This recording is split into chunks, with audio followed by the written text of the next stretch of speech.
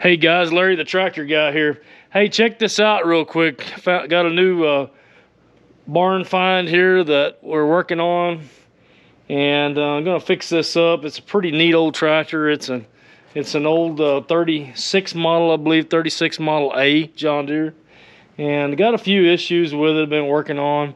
Anyway, check this out. So we're gonna adjust the valves on this engine real quick, and I noticed after I rebuilt the carburetor and redone the mag and put new plug wires on and kind of playing with this old tractor and got it started, it ran fairly well, but it acted like it backfired some, like it was firing on an open intake valve and or maybe open exhaust valve. So I kind of done a little checking on adjusting the valves on this engine, and so I found out that on the flywheel here, it is a flywheel start tractor, so it's a hand start tractor.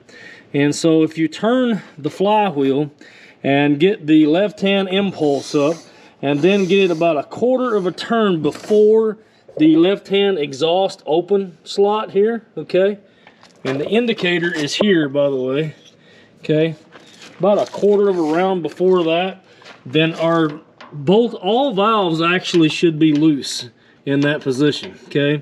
And so the older book on the A model basically said to zero the lash and then back the adjustment screw out a third of a round, okay?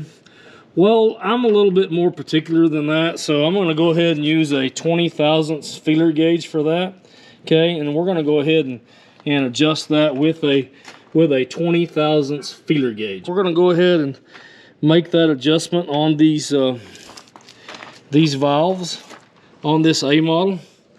And so what I like to do is takes a 3/4 wrench and then also a 9/16. So I'm going to hold the adjuster here, loosen off the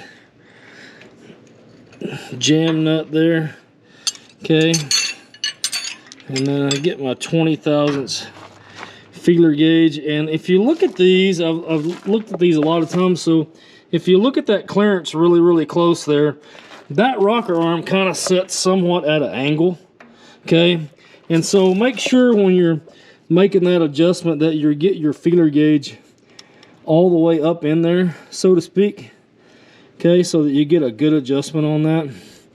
And I don't think that it makes a lot of difference, but I'm pretty particular on my valve clearance adjustment or tappet adjustment, however you want to say it there, okay? So I'm going to hold my adjuster and give my jam nut a little torque down there, okay? And then we'll pull our feeler gauge out.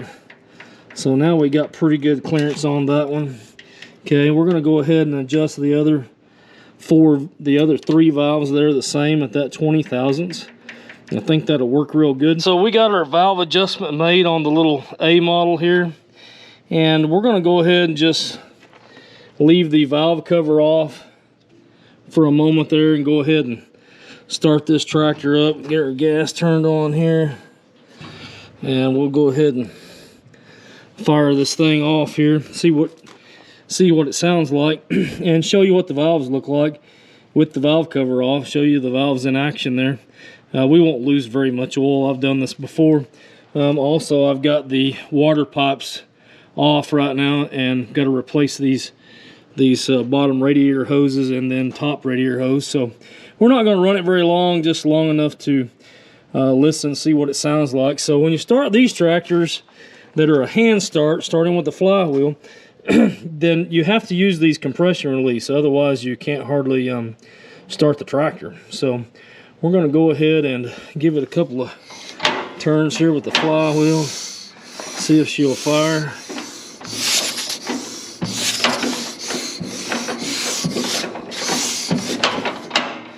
Give it a little choke there.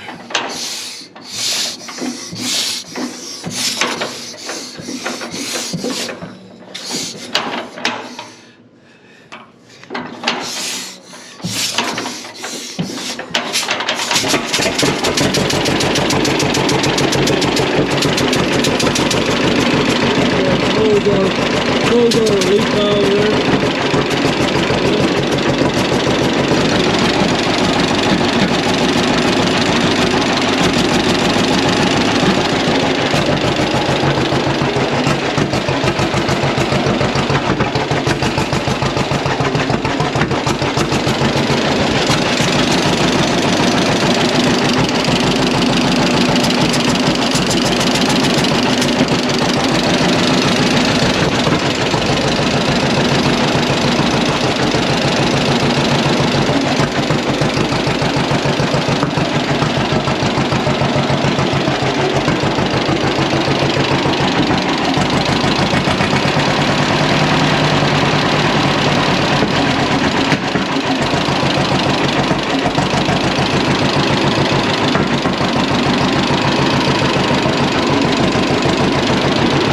we got our valve adjustment made and started the tractor up, and you got to hear it run there. Sounded really good after making this valve clearance adjustment and or tappet adjustment, however you want to say it.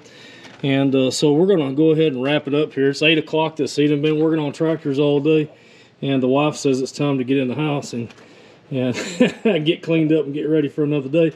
So we're gonna go ahead and do that. But before we do that, we're gonna go ahead and put our valve cover back on and kind of sew this thing up a little bit and go ahead and park it in the barn. And man, what really makes this tractor a little bit louder is this chrome stack here. It's just an open chrome stack. And man, I like that. It gives it a really deep lung sound to it. So I'm going to leave that on this tractor, and we're going to probably end up doing a complete restoration on this old A model, which will take a lot of time, but we want to fix all the leaks and go through the whole thing and have it nice and running sound before we strip it down for paint. And it's going to be pretty fun, man. I want to enjoy this tractor for a long time. And I hope you guys enjoyed the video on these old tractors. I kind of enjoy that in the evenings, get out here and tinker around, mess with these old tractors. But it's been fun. Hope you guys enjoyed it. Larry the Tractor Guy signing out. Hey guys, check out Larry the Tractor Guy videos here, other videos here, subscribe here, and buy all your John Deere parts here. We'll make it work. I think we're gonna have to make it we'll make it work. Come on, let's go. We need to make you need some food. Y'all already burned me out. some bloopers. He's sitting in the sun over here, man.